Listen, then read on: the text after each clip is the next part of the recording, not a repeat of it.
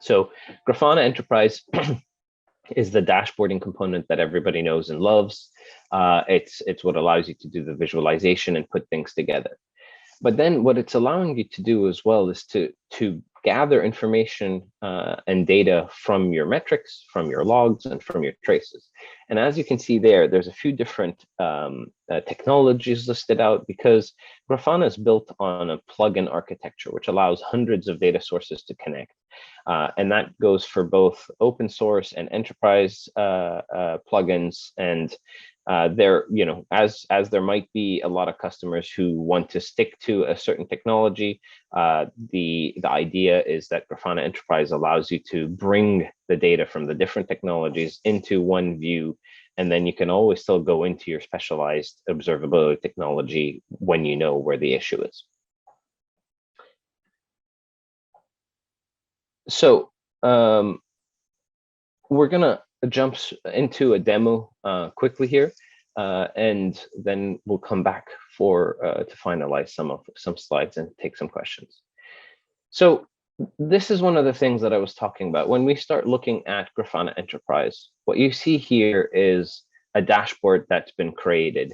This is within Grafana Enterprise, and what we have is a whole bunch of metrics and logs that are coming through, but from Splunk.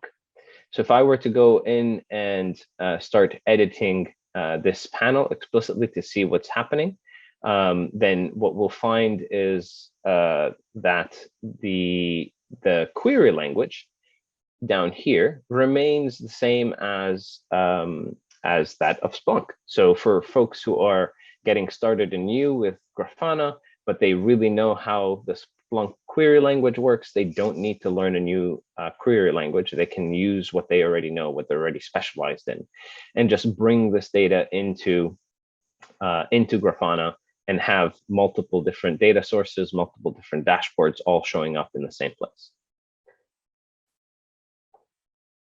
Now, we're going to walk through an example here, a little bit sort of what I was talking about before. In this instance, what we tend to find, what we're seeing here is we're seeing 3 web applications that are running and that we're monitoring. And we can see the number of concurrent web app users. Now, what we can see is web app 1 and web app 2 are working consistently, but web app 3 seems to build up the number of users. And then at some point, it looks like it might be crashing. It looks like it might be having some issues. And as such, what that's doing is it's just wiping the users out and restarting from scratch. Now, if we want to drill into this a little bit, you can always specify a bit more of a tighter time frame so that you're just looking maybe at 1 or 2 peaks and trying to understand what's going on. But then the beauty of this is that you can go ahead and say, okay, I want to explore this data. So it opens it into an Explorer view, which allows us to say, okay, great. Now I'm seeing the same data here with where I'm seeing the metrics for web HTTP requests from this service, any of these services, web app 1, 2, or 3, and then that are in the production environment. So I could either go ahead here and say, just click on the blue one so that I get rid of the information there, or I could just change my query and say, okay, let's look at web app 3. So now we're only looking at web app 3. Great. If I want to understand a little bit more about what's happening somewhere around this area here, then I can split my screen. And in doing so, what that's going to do is it's going to give me side-by-side views. And in this case, I'm going to go to Loki. And what you can see here, so Loki is our logs correlation and aggregation project. It allows you to receive logs into Grafana Enterprise logs or Grafana logs on cloud. And in this case here, what we see is it's already picked up the labels and attributes that we wanted from the metrics browser. So it's already pushing us straight into the web app 3 logs. And then here it's showing us a view of all the logs that are coming out. So we're mainly interested in the errors to try to understand what's going on here. And just by doing that, it's gotten quite a bit tighter, and we could even go tighter than that by selecting a shorter time frame. And what we find very quickly is that this HTTP server is running out of memory, and as such, it's restarting. And so that's already helped us get to a very quick understanding of what's happening. But next, the best part here as well is that not only can you correlate between your metrics and your logs, but you can also correlate back to your traces. So in this instance, if we click through to the traces, what this is showing us is obviously some simulated functions being called, but you can start seeing where the issues, where the code is taking the longest. And maybe, in this case, we know that this data generator here, it's taken 25 milliseconds. That's causing the server to crash because it's hitting some sort of timeout or utilizing too much memory within an infinite loop. And so with that, we really get to understand we started from the metrics into the logs, into the traces, and we go through the whole cycle fairly quickly to understand what's happened with our application. And from this, we would jump straight into code, fix the code and that while loop that has an invalid criteria, and then be able to redeploy and hopefully see our metrics going back to normal. Hopefully that was clear, and please do feel free to drop any questions in the Q&A, and I'll get to them in a few minutes once we've finalized here. So just talking about the observability stack again, because that's where we were before we left off to the demo. I think what's important to understand about the observability stack that Grafana is offering. What we want here is that we want to offer folks the ability to have an opinionated stack on behalf of Grafana. So in our case, when we're talking about metrics, we use the open source project called Cortex and wrap it with some extra features and our support. Same with Grafana Loki and Grafana Tempo for logs and traces respectively. So why is it that some organizations are choosing Grafana Enterprise? So we've talked about the plugin architecture.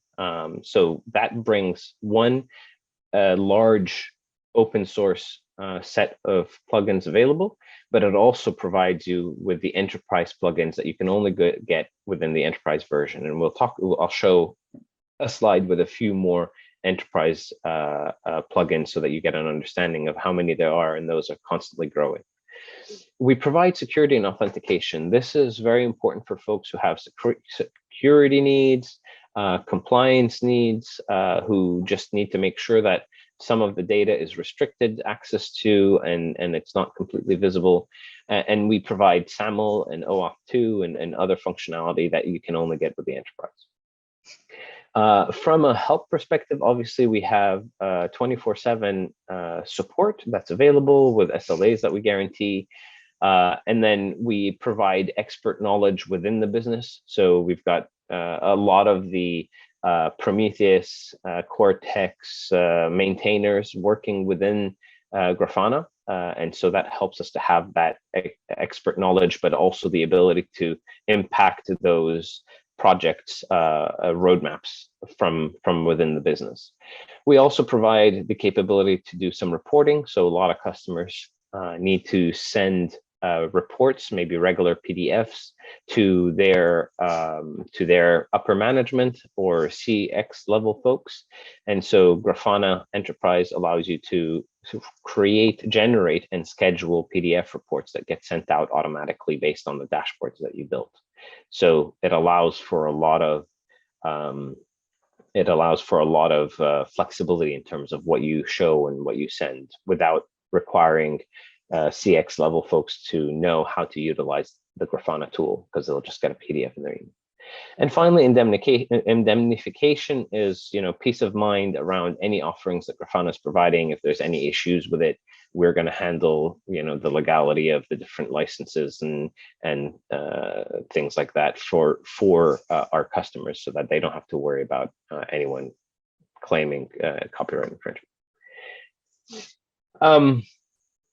And coming back to the plugins, because I think that it's where we see a lot of our customers seeing a huge amount of value.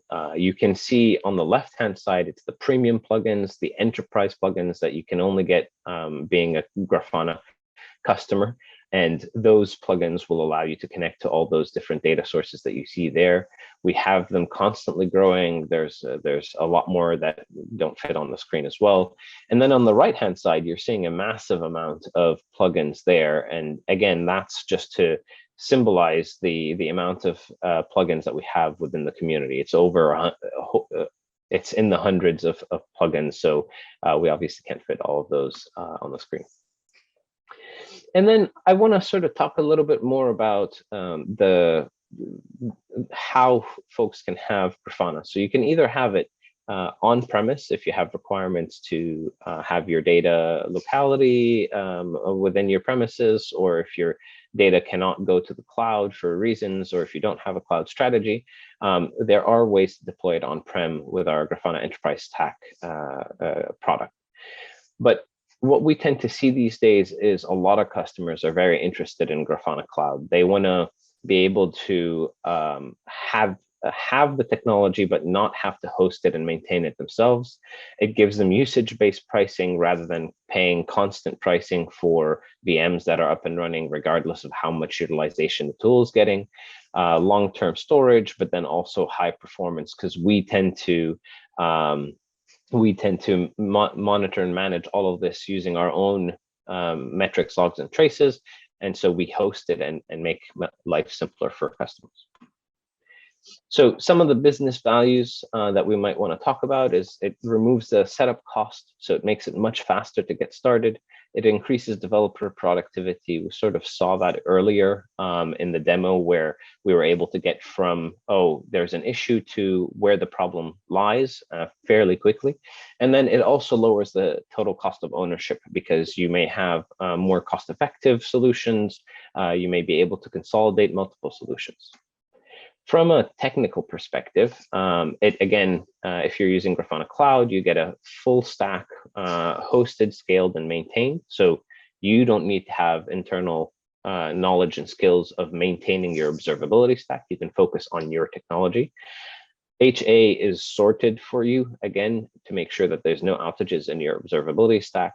You've got long-term data stored. So if you need to look and revert to technologies and have a look at older technologies, then you can do that. And then finally, we've already mentioned the access to the experts. We have a lot of maintainers for Prometheus, for Cortex, and some of the founders as well. And then finally, this stack architecture here, the main idea is, notice that blue box on the left-hand side. That is your Kubernetes nodes and pods and ingresses and applications that are running, and they're being scraped by Prometheus or a Grafana agent. And then that sends it into Grafana Cloud. And that's all you need to take care of. The rest of that diagram is what Grafana is handling and maintaining for you in Grafana Cloud. So you don't need to worry about all the different bits and pieces. We're managing all of that for you. So one other customer example, and then we'll move on to questions. So Bloomberg is well known around the world. They have billions of pieces of real-time market data coming in, so they needed to be able to monitor and understand what's happening there. Again, they had several thousand of engineers who were working across many different technologies, and to help them triage outages, they wanted to consolidate the monitoring into a single place, and that place was Grafana Enterprise. Now, they've chosen to use Grafana Cloud because that helps them to manage their Graphite deployment at scale. And it really reduces the amount of time for them to create their daily reports. So in this instance, you're seeing there, it's gone from 2 days of someone's work to create daily reports to an hour and a half. So imagine the time savings, the cost savings of personnel, and then the time that those personnel can move on to dealing with other issues.